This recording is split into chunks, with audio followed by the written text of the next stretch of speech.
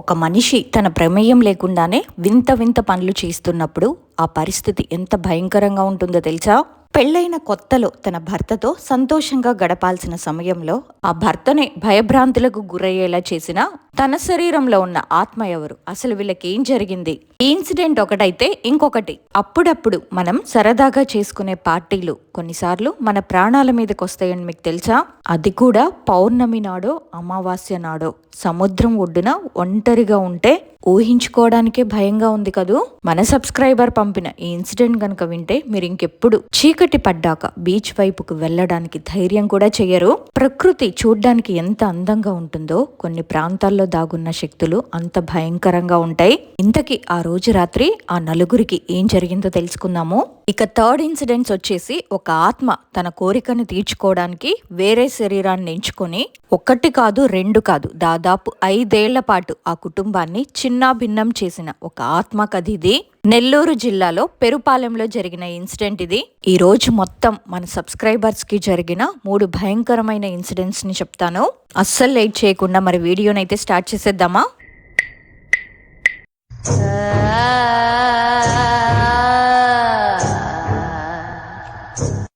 నా పేరు ఆయిషా సిద్దిక, మాది కడప డిస్టిక్ ప్రొద్దుటూరు. ఈ ఇన్సిడెంట్ నాకు 2023 సంవత్సరంలో జరిగింది. నేను డిగ్రీ కంప్లీట్ చేసిన తర్వాత 2022లో అరేంజ్డ్ మ్యారేజ్ చేసుకున్నాను. మాది ప్రొద్దుటూరు, కానీ నాకు ఇచ్చింది కదిరికి. మా హస్బెండ్ పేరు అష్రఫ్. మాకు పెళ్ళైన ఒక 2 వీక్స్ తర్వాత నేను, మా ఆయన, మా చిన్నత్తయ్య వాళ్ళ ఒక అబ్బాయి, వాళ్ళ అమ్మాయి, నా హస్బెండ్ సొంత చెల్లి కలిసి ప్రొద్దుటూరులోనే రాజీవ్ గాంధీ పార్క్కి వెళ్ళి 6:30కి మళ్ళీ ఎస్ఎస్ మాల్కి వెళ్ళాము. అక్కడ ఉన్నప్పుడు మా అత్తయ్య కాల్ చేసి అన్నవరంకి రండి అని చెప్పింది. అది ఒక చిన్న విలేజ్. సరే అని చెప్పి మేమందరం కలిసి 9:40కి స్టార్ట్ అయ్యాము. మేము ఆ ఊరికి వెళ్ళేసరికి 10:15 అలా అయింది రాత్రి టైము. అక్కడే మేము 5 రోజులు ఉన్నాము ఆ ఊర్లోనే. ఆ 5 రోజుల్లో నేను నా హస్బెండ్తో ఫిజికల్గా ఎక్కువగా కలుద్దామనేదాన్నంట. కానీ ఈ మాట నాకు అస్సలు గుర్తులేదు. నైట్ నిద్రపోవడానికి బెడ్రూమ్లోకి వెళ్ళినప్పుడు మా ఆయన కంటే ముందే నేను మా ఆయన మీద పడడం, ఆయన లిప్స్ మీద కిస్ చేయడం ఇలా చేసేదాన్ని. ఒకరోజు ఏం జరిగిందంటే, అది మిట్ట మధ్యాహ్నం టైం. మేమందరం లంచ్ చేసి కూర్చొని ఉన్నాము.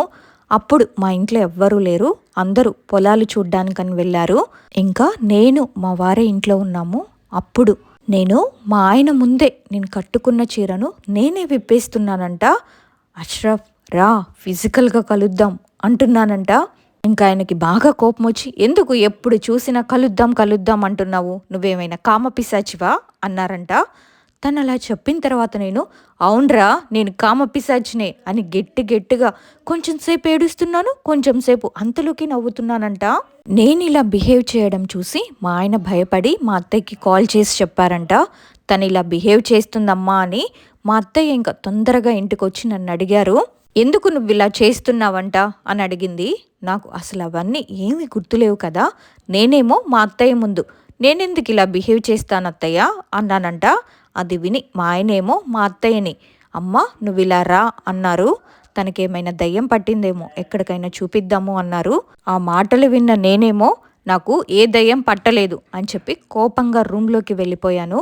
నాకు తెలియకుండానే మా హస్బెండ్ ఒక మసీద్కి వెళ్ళి అక్కడ ఒక అతనికి నా ఫోటో చూపించి అడిగారంట, నా వైఫ్ ఎందుకో ఇలా బిహేవ్ చేస్తుంది అని. ఇంకా మసీదులో ఉండే ఆయన వాళ్ళ ఇంటి అడ్రస్ ఇచ్చి, నీ వైఫ్ని అక్కడికి తీసుకొనిరా అన్నారంట. ఇంకా సరే అని చెప్పి మా ఆయన ఇంటికి వచ్చి నాతో ఇలా చెప్పారు, నా ఫ్రెండ్ ఆరిఫ్ ఉన్నాడు కదా, తన సిస్టర్ది ఇంకో 2 days తర్వాత ఎంగేజ్మెంట్ ఉంది, తన సిస్టర్ నీ దగ్గరే మెహందీ వేయించుకుంటుందంట అన్నారు. నేను కూడా సరే అని చెప్పాను. ఆ నెక్స్ట్ డేనే నన్ను పిలుచుకొని ఆయన ఇచ్చిన అడ్రస్కి అక్కడికి తీసుకొని వెళ్ళారు. నేను అక్కడికి వెళ్ళగానే ఆయన నా వైపు చూసి నవ్వారు, అంతే. ఇంకా నాకు అక్కడ ఏం జరిగిందో కూడా గుర్తులేదు. ఇదంతా మా ఆయనే చెప్పారు నాతో. ఆయన నన్ను చూసి నవ్విన తర్వాత నేను తన వైపు కోపంగా చూస్తూ, నన్నే మోసం చేస్తావా అని మా ఆయన మీదకి కాళ్లతో కొట్టడానికి ట్రై చేస్తున్నప్పుడు ఆయన ఇంకా నా జడను పట్టుకొని గోడకేసి గట్టిగా కొట్టారంట. అలా కొట్టడంతో నాకు లైట్గా బ్లడ్ రావడం చూసి మా ఆయన నా దగ్గరకు వస్తుంటే ఆ మసీదులో ఆయనేమో, వద్దు తను నీ వైఫ్ కాదు, నీ ముందున్నది వేరే ఆత్మ అన్నారంట. దానికి నేనేమో, అవునరా నేను ఆత్మనే, నాకు వీడు కావాలి అని గట్టిగా అరుస్తున్నానంట. అప్పుడు ఆయన అసలు నువ్వెవరు, ఎక్కడి నుంచి వచ్చావు, ఎందుకు ఈ అమ్మాయి బాడీలో ఉన్నావు అని అడిగితే ఆ ఆత్మేమో నువ్వు అడిగితే నేను చెప్పాలా, నేను చెప్పను అందంట. ఆయనేమో మర్యాదగా చెప్పు, లేకపోతే నిన్ను అస్సలు ఈ లోకంలోకి మళ్ళీ రాకుండా చేస్తాను అన్నారంట. అయినా చెప్పట్లేదు అని అజ్మీర్ వాటర్ని జంజం వాటర్లో నా లెఫ్ట్ హ్యాండ్ మీద లైట్గా కోసి నా బ్లడ్ని ఆ వాటర్లో కలిపి ఆ వాటర్ని నా మీద చల్లుతూ సూరాలు చదువుతుంటే అప్పుడు చెప్పింది ఆ ఆత్మ, తను ఒక హిందూ అమ్మాయి, తను ఒక ముస్లిం అబ్బాయిని లవ్ చేసిందని వాళ్ళ ఇంట్లో తెలిసి వాళ్ళు ఆ అమ్మాయికి అన్నంలో పాయిజన్ కల్పించారు. అది తెలియక పాపం అమ్మాయి తిని చనిపోయిందంట. పెళ్ళి కాకుండా చనిపోయాను. నేను ఎటు వెళ్ళాలో ఎక్కడుండాలో తెలియక అటు ఇటు తిరుగుతున్నప్పుడు బైపాస్ రోడ్డు మీద నుంచి వీళ్ళు వెళ్తున్నప్పుడు ఈ అబ్బాయి నాకు బాగా నచ్చాడు. అందుకే అతని వైఫ్ బాడీలోకి దూరి తనతో ఫిజికల్గా కలుస్తూ సుఖపడుతున్నాను. నాకు ఇంకా ఇంకా అతనితో సుఖం కావాలి అని చెప్పిందంట. దానికి ఆయనేమో నువ్వు చనిపోయావు కదా, ఇంకా వెళ్ళిపో, అతనికి పెళ్ళైపోయింది, తన వైఫ్ చాలా వీక్గా ఉంది, నువ్వింకా తన బాడీలోనే ఉంటే తను చనిపోతుంది అని చెప్తే వెళ్ళిపోతాను, కానీ నాకు ఒక కోరిక ఉంది, ఆ కోరిక నాకు అష్రఫే తీర్చాలి అని అడిగిందంట.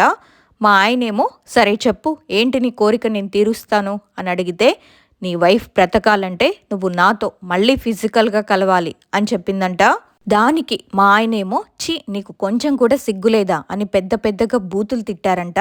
అప్పుడు ఆత్మ, ఏరా నీకు నీ వైఫ్ బ్రతకాలని లేదా, మూసుకొని నేను చెప్పింది చేయండి, లేకపోతే దీన్ని ఇక్కడే చంపేస్తా, సాఫ్ట్గా మాట్లాడితే నేనేమి కరగను, నాకు సుఖం కావాలి, అది నీతోనే కావాలి, అయినా నీ కళ్ళ ముందు కనిపించేది నీ వైఫే కదా, చేయడానికి ఏంటి రోగం అని చెప్పింది. అప్పుడు ఆ మసీదులో ఉండే ఆయన నా హస్బెండ్ని పక్కకు పిలిచి, నువ్వు ఇప్పుడు ఒప్పుకో, ఫస్ట్ నీ వైఫ్ని హాస్పిటల్కి తీసుకెళ్ళి చూపించాలి, నీ వైఫ్కి కొంచెం హెల్త్ బెటర్గా ఉన్నప్పుడు నేనే మీ ఇంటికి వచ్చి ఆత్మని వదిలిస్తాను అన్నారు. ఇంకా మా ఆయన సరే అని చెప్పి మళ్ళీ ఆ ఆత్మ దగ్గరికి వెళ్ళి, సరే నేను నీతో ఫిజికల్గా కలుస్తాను, కానీ నువ్వు వెళ్ళిపోవాలి అని చెప్పారు. ఆ ఆత్మ దానికి ఒప్పుకుంది. ఆ తర్వాత నన్ను హాస్పిటల్కి తీసుకెళ్ళి చూపించారు. నాకు కొంచెం హెల్త్ సెట్ అయిన తర్వాత మా ఆయన ఆ మసీద్ బాబాకి కాల్ చేసి, నా వైఫ్ హెల్త్ ఇప్పుడు కొంచెం బెటర్గా ఉంది, మీరు మా ఇంటికి రండి అని చెప్పారు. ఆ మసీద్లో ఉండే బాబా ఇంకా ముగ్గురిని కూడా తనతో పాటు మా ఇంటికి తీసుకొచ్చి 4 ఖురాన్లు, 3 జానీమాస్లు, 14 అత్తర్ బాటిల్స్ తీసుకొని వచ్చారు. ఆ ఆత్మకి ఇంకా అర్థమైపోయింది వీళ్ళు నన్ను పంపిస్తున్నారు అని. బెడ్రూమ్లో ఉన్న నేను ఇంట్లో నుంచి బయటికి పరిగెత్తుకుంటూ పారిపోవడానికి చూస్తున్నానంట. ఇంకా బాబా వాళ్ళు నలుగురు మా ఆయన నన్ను గట్టిగా పట్టుకొని తాళ్లతో మంచానికి గట్టిగా కట్టేసి ఆ జానీమాస్లను ఒకదాని తర్వాత ఒకటి నా మీద 3 కప్పారు. ఒక జానీమాస్ వేసి అత్తరు చల్లడం, మళ్ళీ దాని మీద ఇంకొకటి వేయడం, అలా 3 కప్పి నా 2 చేతుల దగ్గర ఇద్దరు, నా కాళ్ళ దగ్గర ఇద్దరు కూర్చొని గట్టిగా ఖురాన్లు చదువుతుంటే ఆత్మ కొంచెం సేపు గట్టిగా అరుస్తూ నా బాడీలో నుంచి వెళ్ళిపోయిందంట. ప్రజెంట్ ఇప్పుడైతే నేను చాలా హ్యాపీగా ఉన్నాను. నాకు ఒక బాబు, ఒక పాప. ఇది ఫస్ట్ ఇన్సిడెంట్స్. సెకండ్ ఇన్సిడెంట్స్ వచ్చేసి నా పేరు మాత్రమే చెప్తాను, మా ఊరి పేరు, మా అత్తగారి ఊరి పేరు మాత్రం చెప్పను. ఎందుకంటే ఇది జరిగింది మా అత్తగారి ఊర్లో. ఆ ఊర్లో ఇంటికొక మనిషి చేతబడి మరియు క్షుద్ర పూజలు చేస్తారు. అందుకని మా అత్తగారి ఊరి పేరు చెప్పలేను, అర్థం చేసుకుంటారు అని ఆశిస్తున్నాను. ఇంకా నాకు జరిగిన సంఘటన మీతో పంచుకుంటాను. నా పేరు ఏడుకొండలు. మా అత్తగారి ఇంటికి సముద్రంకు 3.5 కిలోమీటర్లు దూరంలో ఉండే గ్రామం. నాకు ముందే తెలుసు మా అత్తగారి ఊర్లో చాలామంది క్షుద్ర పూజలు చేసేవాళ్ళు, చేతబడి చేసేవాళ్ళు ఉన్నారు అని. అదెలా నాకు తెలిసిందంటే మా పెళ్ళప్పుడు జరిగిన సంఘటన ఇది. 2013 జూన్ 13వ తారీఖు మా ఫస్ట్ నైట్. మా ఊరు నుంచి నా ఫ్రెండ్స్ మరియు బంధువులు పెళ్లి కూతురింటికి వచ్చాము. డ్యాన్సులు వేసే టైంలో మా అత్తగారి ఊర్లో కుర్రాళ్లకు, మా ఊరి కుర్రాళ్లకు మధ్య గొడవ జరిగింది. ఆ గొడవ కాస్త పెద్దదయ్యింది అంతే. అక్కడ కొంతమంది ఏవేవో మంత్రాలు చదివి రకరకాలుగా ప్రవర్తిస్తున్నారు. అది విన్న మా ఆవిడ వాళ్ళ అన్నగారు వాళ్ళ దగ్గరికి వెళ్ళి, వాళ్ళు ఏదో తెలియక తప్పు చేశారు, మీరు ఇలా చేయడం కరెక్ట్ కాదు, దయచేసి వాళ్ళని వదిలేయండి అని ప్రాధేయపడ్డారు. మేమందరం అలా చూస్తూ ఉన్నాము. అక్కడ జరిగే తతంగమంతా చూస్తే మాకు భయమేసి మా పెద్దల్లో కొంతమంది అయితే క్షమాపణ చెప్పి అక్కడి నుంచి వెళ్ళిపోయారు. ఆ రోజు రాత్రి నా భార్యని అడిగితే చెప్పింది, మా ఊర్లో ఇంటికో మనిషి చేతబడి చేసే వాళ్ళు ఉన్నారు అని. వాళ్ళంతా ఒక సైడ్ ఉంటారు, మేమంతా ఒక సైడ్ ఉంటాము. కానీ గొడవ వాళ్ళకి సంబంధం లేనిది అయినా కూడా మధ్యలో వచ్చి హడావుడి చేసి ఇలా భయానికి గురి చేశారు. మీరు అవేవి పట్టించుకోకండి, మా అన్నయ్య చూసుకుంటాడులే అని నాకు సర్ది చెప్పేసింది.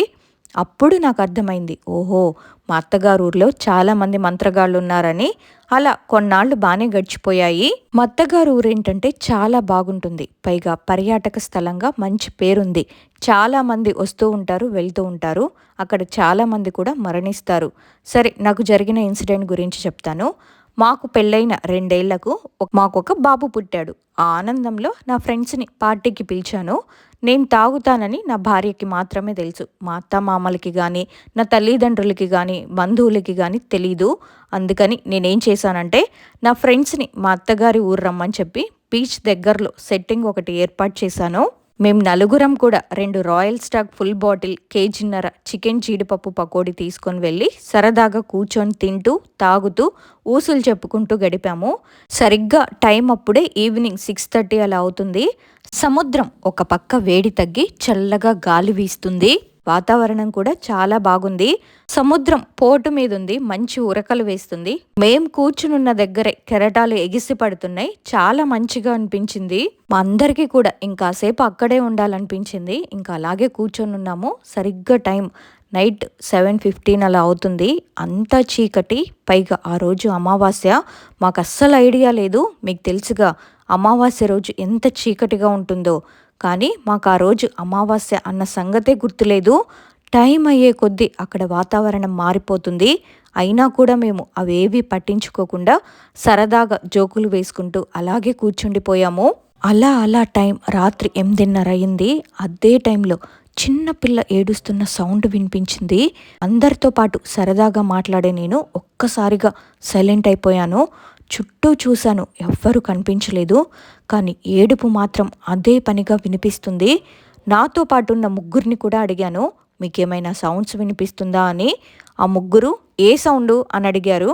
నేనేమో చిన్నపిల్ల ఏడుస్తున్న సౌండు అని చెప్పాను. ఆ ముగ్గురు కూడా మాకు వినిపించట్లేదురా అని అన్నారు. అవునా, సరే, నాకేదో భ్రమలా అలా అనిపించిందిలే అనుకున్నాను. మళ్ళీ వాళ్ళతో సరదాగా మాట్లాడడం మొదలుపెట్టాను. మళ్ళీ ఈసారి ఆడమనిషి ఏడుస్తున్న సౌండ్ వినిపించింది. మళ్ళీ నేను చుట్టూ చూశాను, ఎక్కడా కూడా ఏమీ కనిపించలేదు. మళ్ళీ వాళ్ళతో నేను, రేయ్, అదిగో ఏడుస్తున్న సౌండ్ మీకు వినిపించట్లేదా అని అడిగాను. ఏం సౌండ్లురా, ఏం మాట్లాడుతున్నావు, పార్టీకని పిలిచి భయపెట్టి చంపుతున్నావేంట్రా అని జోకులు వేసి నవ్వుకుంటున్నారు. ఈసారేమో నాకు ఒకేసారి ఒక చిన్న పిల్ల, ఒక ఆడమనిషి ఏడుస్తున్న సౌండ్స్ వినిపిస్తున్నాయి. ఇంకా నేను వాళ్ళ ముగ్గురితో, రేయ్, సైలెంట్గా ఉండండి, మాట్లాడకండి, సైలెంట్ అని వాళ్ళని మాట్లాడకుండా మౌనంగా ఉండమని చెప్పి, మీకు ఏమైనా సౌండ్స్ వినిపిస్తున్నాయా అని అడిగాను. వాళ్ళు దానికి మళ్ళీ ఏ సౌండ్ రా అని అడిగారు.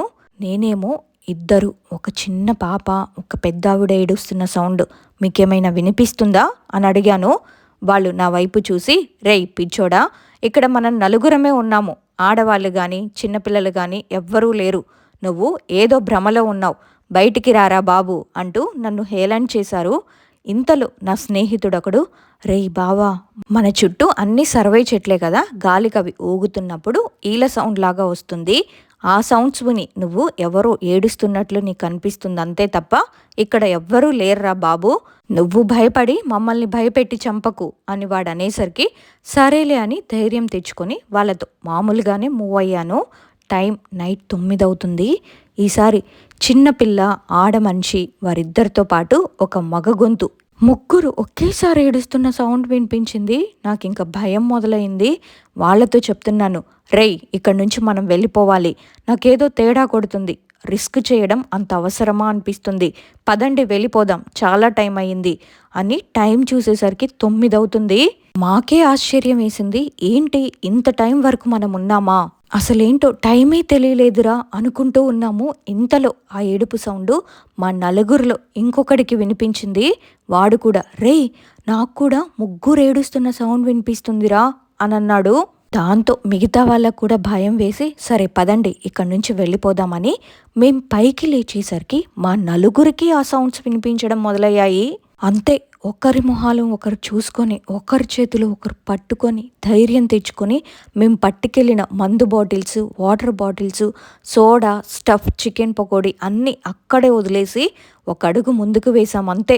ఆ ఏడుపు ఇంకా గట్టిగా వినిపిస్తుంది. దాంతో మేము నలుగురం కూడా ఒకేసారి "ఎవరు? ఎవరది?" అని పిలిచాము. ఇంకా గట్టిగా ఏడుపు వినిపిస్తుంది. చిన్న పిల్ల అని చెప్పాను కదా! ఆ వాయిస్‌తో "చంపేస్తాం" అని గట్టిగా నవ్వుతున్న వాయిస్ ఒకటి వినిపించింది.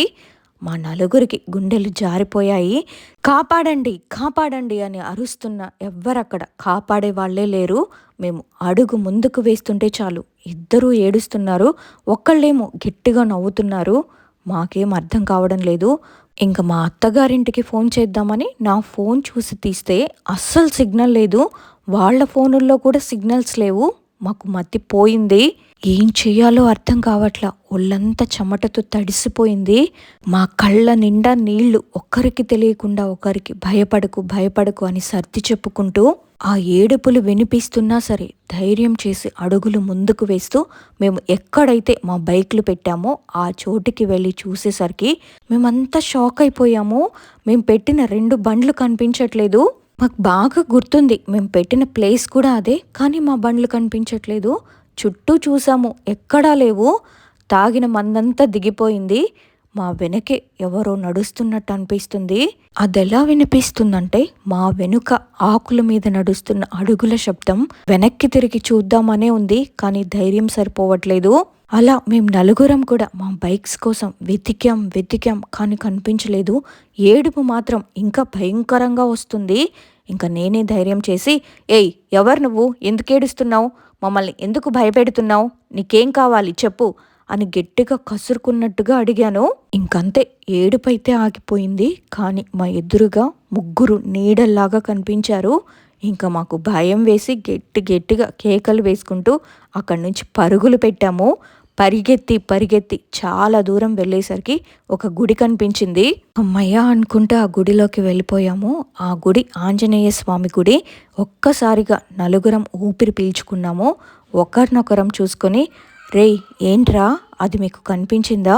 మొత్తం ముగ్గుర్రా, మనం ఈరోజు అసలు చచ్చిపోయే వాళ్ళంరా" అని ఏడుస్తూ అనుకుంటున్నాము.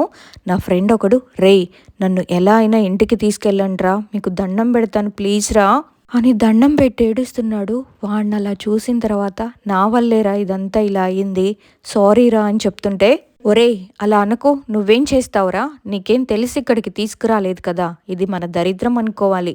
సరే, ఇప్పుడు ముందు ఇక్కడి నుంచి మనం ఎలా బయటపడాలో ఆలోచించండి" అని నా ఫ్రెండ్ ఒకడు అన్నాడు. ఇంకా నేనే ధైర్యం చేసుకొని "ఏదైతే అది అయ్యింది, రండి వెళ్ళిపోదాం" అని చెప్పి ఆ గుడిలో నుంచి బయటకు వచ్చాము. ఇంకా మాకొక దారి కనిపించింది. ఆ దారి గుండా వెళ్తున్నాము. కొంత దూరం వెళ్ళేసరికి మా వెనక ఎవరో వస్తున్నట్టు అనిపించింది. నేను తెగించి వెనక్కి తిరిగి చూశాను. అవే నీడలు మా వెనక వస్తున్నాయి. నేను వెనక్కి తిరిగి చూడడమే నేను చేసిన తప్పు అని నాకు తర్వాత అర్థమైంది. ఇంకా నాతో పాటు ఉన్న వాళ్ళకి చెప్పకుండా అక్కడి నుంచి పరిగెత్తుకుంటూ మా అత్తగారు ఊరిలో సెంటర్కి వెళ్ళిపోయాము. అక్కడ ఒక చిన్న బడ్డీ కొట్టుంటే అక్కడికి వెళ్ళి వాటర్ బాటిల్ తీసుకొని ముగ్గురం ఆ వాటర్ గబగబా తాగి ఇంకా కూర్చున్నాము. ఆ బడ్డీ కొట్టతనేమో మాతో "బాబు, మీరెక్కడి నుంచి వస్తున్నారు? మీరు ఇలా ఎలా వచ్చారు ఇంత రాత్రిపూట? మీది ఏ ఊరు?" అన్నతను మమ్మల్ని అడిగాడు.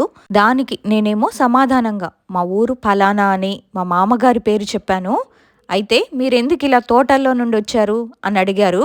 అప్పుడు జరిగిందంతా ఆయనకి వివరించాను. అప్పుడు మాకు దిమ్మ తిరిగిపోయే షాకింగ్ విషయం తెలిసింది. అదేమిటంటే భార్య, భర్త, ఒక చిన్న పిల్ల ఇంట్లో ఆర్థిక ఇబ్బందుల వల్ల సముద్రంలో పడి చనిపోయారని మాతో చెప్పాడాయన. అయితే వాళ్ళు చనిపోయింది ఆర్థిక ఇబ్బందుల వల్ల కాదని ఎవరో చేతబడి చేసి ఆ ముగ్గురు కూడా చనిపోయేలాగా చేసి చంపేశారని అక్కడ చెప్పుకుంటూ ఉంటారని, ఇది జరిగి చాలా కాలం అయ్యిందని ఆయన మాతో చెప్పాడు. అటు సైడు ఎవ్వరు వెళ్ళరని, అమావాస్య రోజు అక్కడేదో ఏడుపులు వినిపిస్తాయని ఆ ఊరి ప్రజలందరూ చెప్పుకునేవారని ఆ పెద్దాయన మాతో చెప్పాడు. అది విన్న మాకు ఒక్కసారిగా గుండె ఆగినంత పనయింది. ఈరోజు కూడా అమావాస్య కదా, అందుకే మీకు ఏడుపు సౌండ్లు వినిపించాయని ఆయన మాతో చెప్పారు. అంతవరకు మాకు తెలీదు ఆ రోజు అమావాస్య అని. సరే, అయ్యిందేదో అయ్యింది. ఏదోలా చావు నుంచి తప్పించుకున్నాము. ఇంకెప్పుడు ఇలా చేయకూడదు అని నలుగురం అనుకున్నాము. ఇంకా ఆ రోజు ఆ పెద్దాయన, ఇప్పుడు మీరెవ్వరూ కూడా ఇంటికి వెళ్ళకండి. ఈ రోజుకి అమ్మవారి గుడిలోనే పడుకోండి. రేపు పొద్దున్నే లేచి మీరు ఏ ప్లేస్లో అయితే బండ్లు పెట్టారో ఆ ప్లేస్కి వెళ్ళి చూడండి. ఆ బండ్లు అక్కడే ఉంటాయి అని చెప్పి ఆయన బడ్డీ కొట్టు మూసేసి వెళ్ళిపోయాడు. మేము ఆ రోజంతా కూడా అమ్మవారి గుడిలోనే పడుకున్నాము. ఇంకా ఉదయాన్నే లేచి భయంగా ఉన్నా సరే మేము ఎక్కడైతే మా బైక్స్ పెట్టామో అదే చోటుకు వెళ్ళి చూస్తే మా బైక్స్ అక్కడే ఉన్నాయి. మేము పట్టుకెళ్ళిన మందు సీసాలు, వాటర్ బాటిల్స్ అన్నీ పగిలిపోయి ఉన్నాయి. ఆ రోజు రాత్రి మాకు జరిగిన ఇన్సిడెంట్ని తలుచుకుంటే ఇప్పటికీ వెన్నులో వణుకు పుడుతుంది. అలాంటి రోజు నా జీవితంలో మరొక్కసారి రాకూడదని కోరుకుంటున్నాను. అప్పటి నుంచి ఫ్రెండ్స్తో పార్టీలకు కానీ సముద్రాల వైపు కానీ వెళ్ళడం మానేశాను. దయచేసి మీరు కూడా అలాంటి పార్టీలు చేసుకుంటే మాత్రం వాటికి దూరంగా ఉండండి. ఇకపోతే థర్డ్ ఇన్సిడెంట్స్ వచ్చేసి, మా పిన్ని పేరు రేణుక. ఈ ఇన్సిడెంట్ తనకి జరిగి కూడా దగ్గరగా ఒక 6 years అవుతుంది. ఒక రోజు ఏమైందంటే తను ఊరికే బ్లడ్ వామిటింగ్స్ చేసుకుంటూ ఉండేది. ఆ విషయం మాకు కూడా తెలీదు తను అలా వామిటింగ్ చేయడం. అయితే ఒకసారి మా పిన్ని వాళ్ళ అమ్మ చూసింది. ఎందుకు ఇలా వామిట్ చేస్తున్నావు అని అడిగితే, ఏమో తెలీదు, ఒక వారం నుంచి ఇలాగే జరుగుతుంది అని చెప్పిందంట. దాంతో మా పిన్ని వాళ్ళమ్మ భయపడిపోయి క్యాన్సర్ ఏమో అని నెల్లూరులో క్యాన్సర్ హాస్పిటల్లో చూపించింది. అప్పుడు రిపోర్ట్స్లో ఏం తెలిసిందంటే తనకి క్యాన్సర్ లేదు అని. అండ్ సెకండ్ ఒపీనియన్ కోసం కూడా వైజాగ్లో హాస్పిటల్కి తీసుకొని వెళ్ళారు. అక్కడ కూడా వాళ్ళు చెకప్ చేశారు. వాళ్ళు కూడా ఈ అమ్మాయికి క్యాన్సర్ లేదు, అయినా కూడా ఎందుకు ఈ అమ్మాయికి ఇలా జరుగుతుంది అని వాళ్ళు కూడా డౌట్ వచ్చి ఎక్కడైనా చూపించండి అని చెప్పారంట. మా పిన్నికి ఒక పాప ఉంది. అప్పుడు తనకి ఏజ్ 6 years అలా ఉంటాయి. ఎన్ని హాస్పిటల్స్ తిరిగినా ఏం లేదనే చెప్తున్నారు. ఇంకా తర్వాత మా పిన్ని వాళ్ళ ఆయనతో, నేను ఇంకా బ్రతకనండి, నేను చనిపోతే మన పాపని మీరే చూసుకోవాలి అని తనకు అప్పచెప్పిందంట. దాంతో అతనేమో ఏంటి నా భార్య ఇలా మాట్లాడుతుంది అని వాళ్ళ అమ్మకి కాల్ చేసి చెప్పారు. అత్తయ్య, మీ అమ్మ ఇలా అంటుంది, నేను ఇంకొన్ని రోజుల్లో చచ్చిపోతాను, మన పాపని మీరే చూసుకోండి అంటుంది, ఇలా చెప్తుంది అని. అల్లుడు ఇలా ఫోన్ చేసి చెప్పేసరికి మా అత్తయ్య అంటే మా పిన్ని వాళ్ళ అమ్మ మా ఇంటికి వచ్చి తెగ ఏడ్చేసింది. మా అత్తయ్య అలా ఏడుస్తుంటే మా నానమ్మ మా అత్తతో, మనకి తెలిసిన దాసురులు అంటే దయ్యాన్ని వదిలిస్తారు కదా, వాళ్ళని మన ఊర్లో దాసురులు అంటారు, వాళ్ళని అడిగితే ఆవిడ చెప్తుంది తనకు అసలు ఏం జరిగిందో, ఎందుకలా అవుతుందో అని. మా నానమ్మ మా అత్త ఇద్దరు కలిసి ఆమె దగ్గరికి వెళ్తే ఆమె ఏం చెప్పిందంటే తనకి రాజమ్మ అండ్ ఇంకో 2 దయ్యాలు పట్టుకున్నాయి అని. అది తెలిసిన తర్వాత మా అత్తయ్య మా పిన్నితో ఇంకా చెప్పింది, నీకు క్యాన్సర్ కాదంట, ఇలా జరుగుతుంది అని. ఇంకా మా అత్తయ్య ఆ దాసురాల్ని తీసుకొని వచ్చింది ఇంటికి. ఆ దాసురాలు రాకముందు ఆ ముందు రోజు రాత్రి ఏం జరిగిందంటే మా పిన్ని వాళ్ళ నాన్న మీదకి ఆ దయ్యం వెళ్ళి ఆయన ఒంటి మీద ఉన్న బట్టలన్నీ తీపించేసి అటు ఇటు పరిగెత్తిస్తూ ఉందంట. మా నాన్నేమో గుమ్మం దగ్గర కాలు పెట్టుకొని తన దగ్గర ఒక కర్ర పెట్టుకొని పడుకొని ఉన్నాడు. ఇక్కడ మా నాన్నకు కూడా తన కాలునెవరో తొక్కేస్తున్నట్టు అనిపించింది. కాలు అడ్డంగా పెట్టావు, కాలు తీరా అని కూడా చెప్పిందంట. ఆ తర్వాత రోజు దాసరాలు ఏం చెప్పారంటే ఒక పంది పిల్ల, ఒక నల్ల కోడి, నిమ్మకాయలు, ఆ పూజకి ఏమేం కావాలో అవన్నీ చెప్పారు. అవన్నీ కూడా మా నాన్న వాళ్ళే తెచ్చారు. ఆ రోజు రాత్రి మా పిన్నిని ఒక పెద్ద ముగ్గు వేసి పూజలో కూర్చోమన్నారు. అలాగే అని మా పిన్ని కూడా కూర్చుంది. అప్పుడు మా పిన్ని మీదకి రాజమ్మ అండ్ ఆ 2 దయ్యాలు వచ్చాయంట. రాజమ్మ అనేది కూడా ఒక దేవుడు లాంటిదే. ఆ రాజమ్మ ఏం చెప్పిందంటే, నన్ను పూజించుకోండి, నేను మీకు సిరి సంపదలను ఇస్తాను అని చెప్పిందంట. అందుకు మా పిన్ని వాళ్ళమ్మ, మేము నిన్ను పూజించుకుంటాము, నువ్వు ఆ పిల్లని వదిలి వెళ్ళిపో అనగానే వెళ్ళిపోయింది. ఆ తర్వాత ఆ 2 దయ్యాలు కూడా తన మీదకి వచ్చాయి.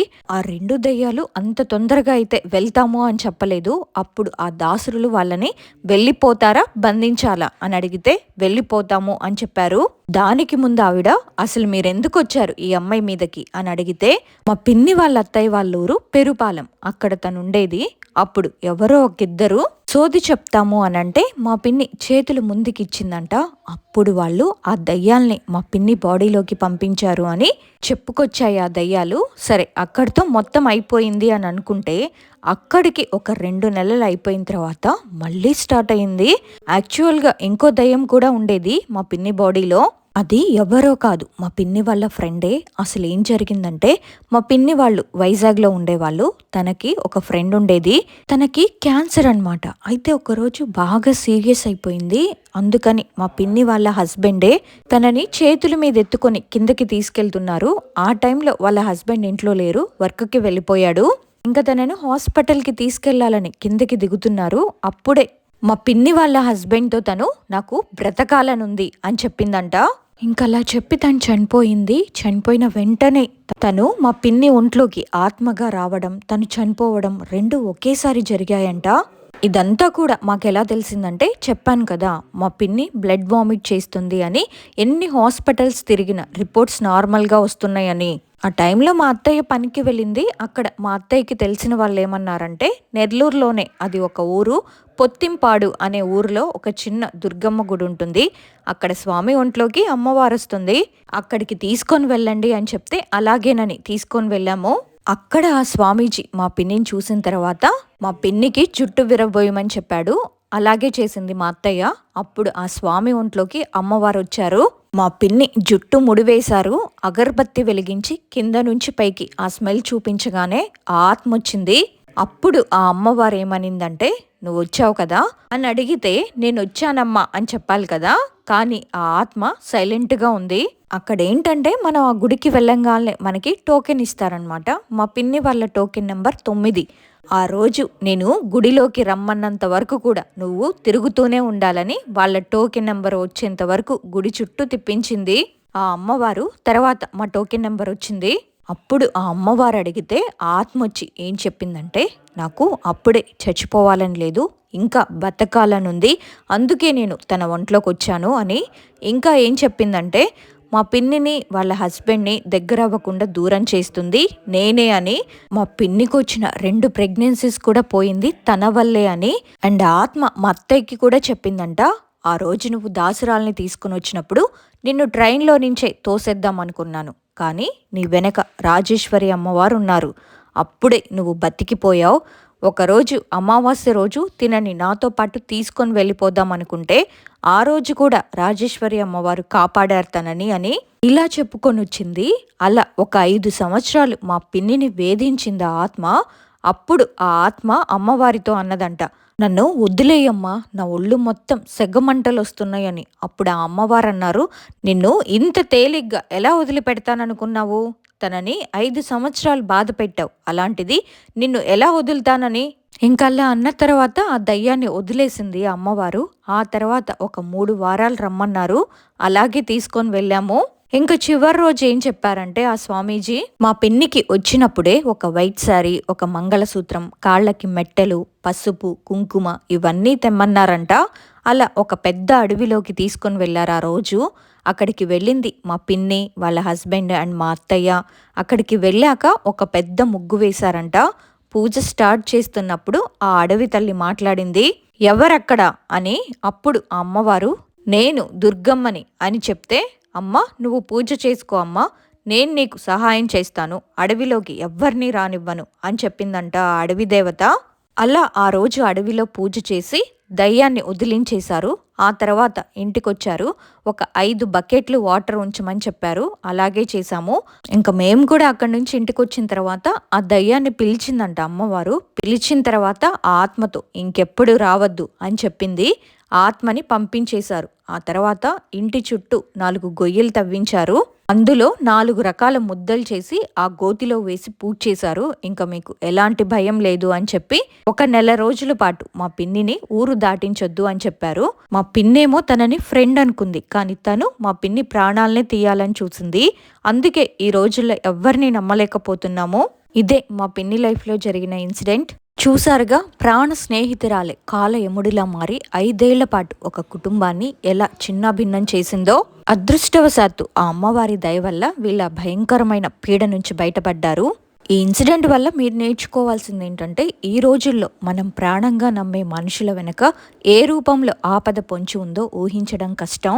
ఇకపోతే బీచ్ ఇన్సిడెంట్స్ నుంచి మీరు నేర్చుకోవాల్సింది ఏంటంటే, తెలియని ప్రాంతాలకు వెళ్ళినప్పుడు, ముఖ్యంగా అమావాస్య వంటి రోజుల్లో ఇలాంటి సాహసాలు అస్సలు చేయకండి. ఎందుకంటే మనం చూసేది కేవలం వెలుగు మాత్రమే, చీకట్లో ఏముందో ఎవ్వరూ ఊహించలేరు. అందుకే మీరు కూడా ఇలాంటి పార్టీలు చేసుకునేటప్పుడు జాగ్రత్తగా ఉండండి. మనం చూసే లోకం వేరు, మనకి తెలియని శక్తుల లోకం వేరు. ఫస్ట్ ఇన్సిడెంట్ నుంచి మనం నేర్చుకోవాల్సింది ఏంటంటే, మీ ఇంట్లో ఎవరైనా సరే అకస్మాత్తుగా వింతగా ప్రవర్తిస్తున్నా, వారికి తెలియకుండానే కొత్త భాషలు మాట్లాడుతున్నా, లేదా విపరీతమైన కోపం చూపిస్తున్నా, దానిని నిర్లక్ష్యం మాత్రం చేయొద్దు. అది మానసిక సమస్య కావచ్చు, లేదా ఇలాంటి నెగిటివ్ ఎనర్జీస్ కావచ్చు. వెంటనే పెద్దలకి లేదా సరైన వారికి చూపించుకోవడం మంచిది. వీళ్ళు తొందరపడి చూపించుకున్నారు కాబట్టే అమ్మాయి సేఫ్ అయింది. ముఖ్యంగా బైపాస్ రోడ్లు, నిర్మానుష్యమైన ప్రాంతాలు లేదా పాతబడిన చెట్ల కింద వెళ్ళేటప్పుడు ఒంటరిగా మాత్రం వెళ్ళొద్దు. నెగిటివ్ ఎనర్జీలు అటువంటి చోట్లలో ఎక్కువగా ఉంటాయి. వీటన్నిటికంటే ముఖ్యం మన ధైర్యం. మనం ఎంత ధైర్యంగా ఉంటే ఇలాంటి నెగిటివ్ ఎనర్జీస్ అనేవి మనల్ని అంత తక్కువగా ప్రభావితం చేస్తాయి. ఈ 3 ఇన్సిడెంట్స్ లో మీకు ఏ ఇన్సిడెంట్స్ బాగా నచ్చిందో, అలాగే ఇవి విన్న తర్వాత మీకేమనిపించిందో మీ అభిప్రాయాన్ని తప్పకుండా కామెంట్స్ లో నాకు తెలియచేయండి. అలాగే మీ లైఫ్లో కూడా ఇలాంటి భయంకరమైన ఇన్సిడెంట్స్ జరుగుంటే అవి మాతో షేర్ చేసుకోవాలని మీరు అనుకుంటే నాకు ఇన్స్టాలో మెసేజ్ కానీ లేకపోతే మెయిల్ కానీ పంపించండి. ఈ వీడియో కనుక నచ్చితే తప్పకుండా ఒక లైక్ చేయడం మాత్రం మర్చిపోవద్దు.